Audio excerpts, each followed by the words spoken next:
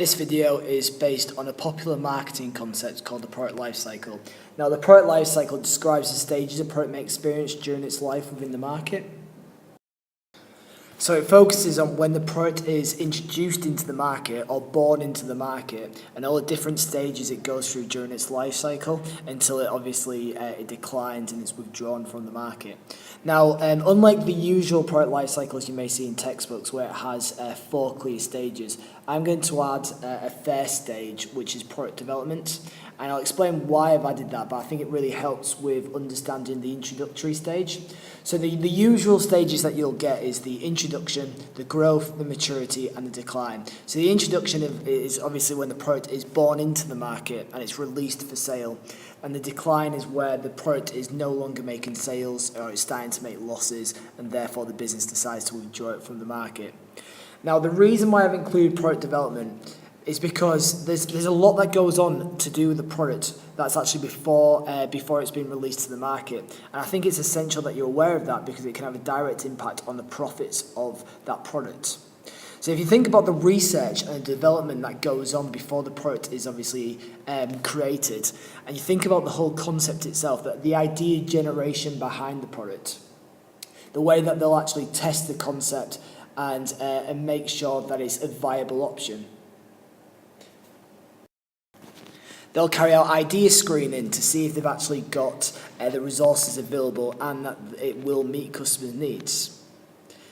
And as I've said before, they'll do concept testing where a limited number of ideas are shared with consumer groups to assess their responses and to consider if it's actually viable and if there is actually demand for this idea. So once they've got this information in, they can analyse the product idea, they can see if there will be sufficient demand, they'll see if it's marketable, if it's affordable, if it's profitable. And then they'll develop the product and they'll start creating prototypes where they're working on whether it can be actually introduced into the market. If there's any issues with the design of the product, how it can be maybe amended. And then what they'll do is they'll test market it. Now, what I mean by test marketing is just simply launching the product to a small target market, and it's normally done geographically. And what they'll do is it'll get feedback off that small customer group, and then just give them that final chance to make any adjustments before they launch it to maybe the mass market or to the full market that it's available to.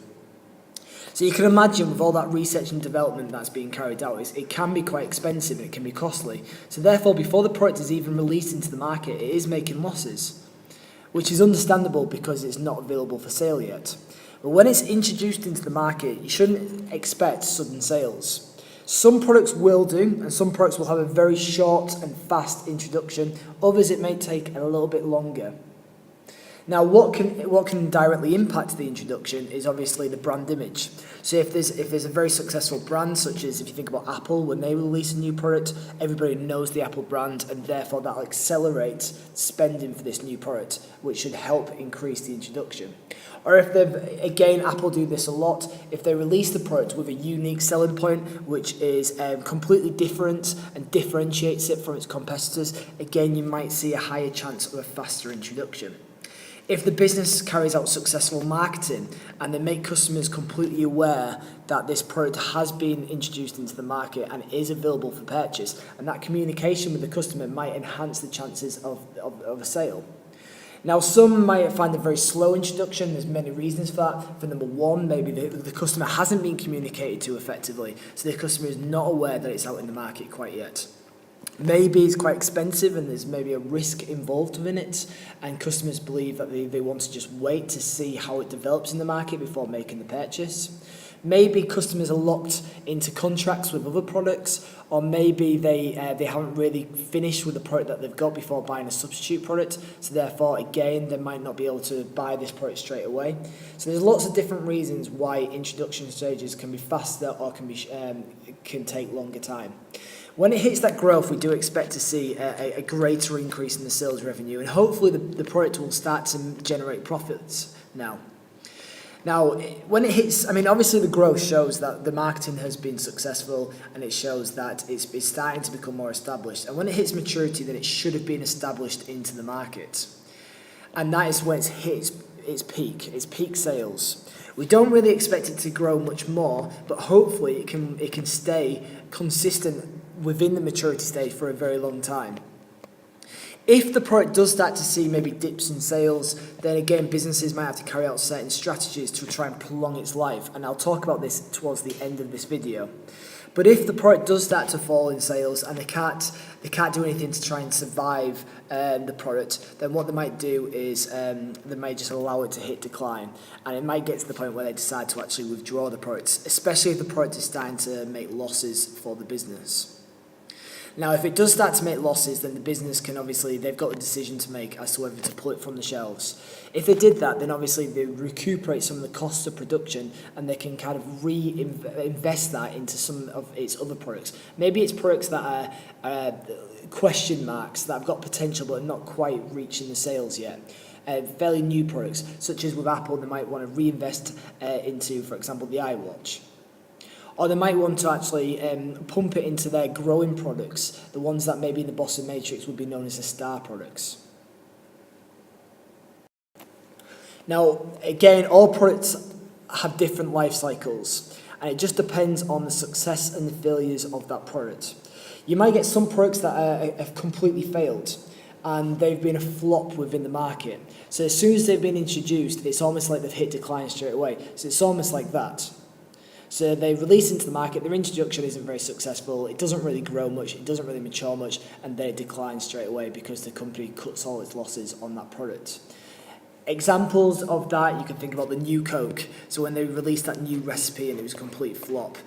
Or if you think about ITV Digital, that service again was a complete flop and it had a very, very short life cycle. Again, it might not even break even, that type of product. And then you might get one that's like a fashion or a trend, which has a very fast introduction and it hits its peak almost immediately, but then because it goes out of fashion maybe, it declines from the market. So something that maybe along the lines of that.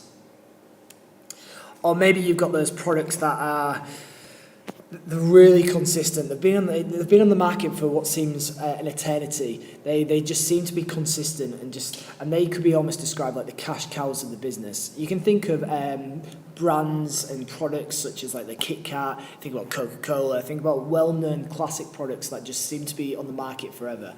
And maybe they've gone kind of like this and they keep on going.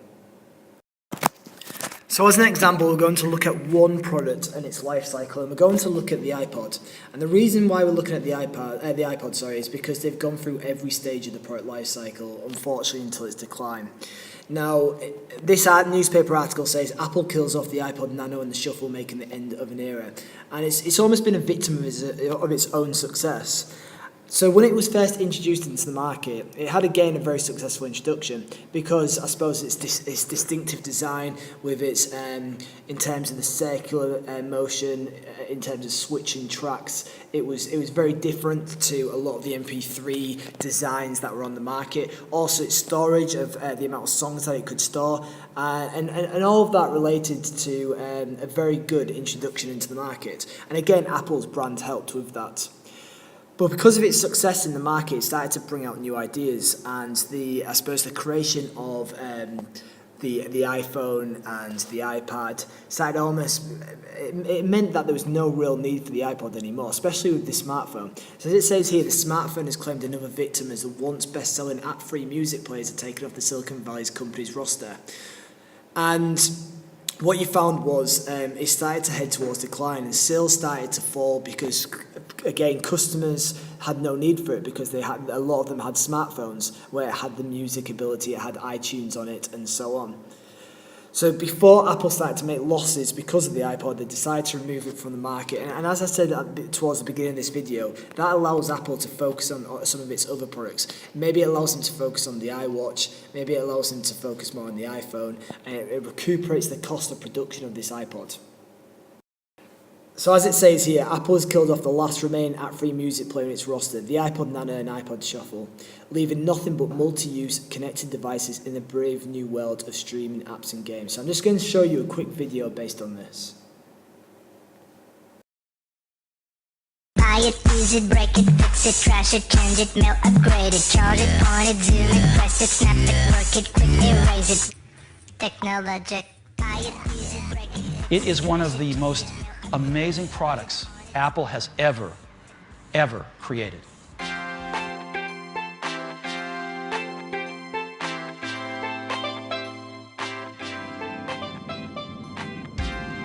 Open the pod bay doors, please, pal.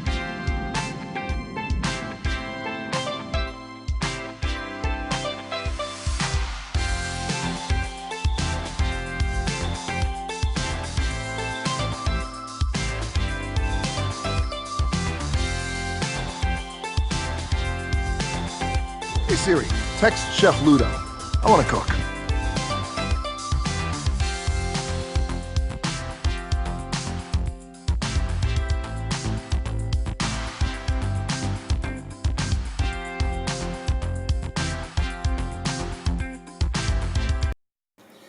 So the next part of this video is based on extension strategies, and if we consider the Apple and the iPod, they did carry out some extension strategies. They brought out new colours, new designs, but in the end they decided because they were focusing on other products such as the iPhone, there was no need for the iPod. Now, an extension strategy, what it is it relates to keeping the product alive. It's keeping the product within the maturity stage. And what tends to happen is if companies believe that this product is starting to show signs of maybe a dip in sales, and the financial performance hasn't been great, then they may think about whether they want to keep it in the market for longer. And if they do, they might want to carry out extension strategies. Now, some of the more common extension strategies are the ones that I've shown in the images here. So, for example, if we think about the Kit Kat and the new flavours. Now, obviously Kit Kat has loyal customers, but sometimes customers forget about these products. But by bringing out new flavours, it kind of reminds the customer about the product, but also it attracts them to try out this new flavour. They know what the original Kit Kat's all about, they know what the original Kit Kat Chunky is all about, but have they tried the double chocolate? Have they tried the peanut butter, etc.? So it attracts them to start buying the product again. In terms of advertising, I've got obviously the image of Pepsi here. Advertising can help just remind customers again about the product. Maybe, as I've mentioned before, they've forgotten about the product, and all it needs is that advertisement to kind of just remind them again.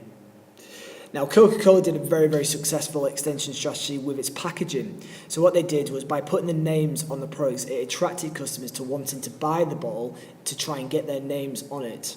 And it worked very well and brought back, I mean, obviously Coca-Cola sales have been consistently high, but if it did start to see a little bit of a fall, it brought it back.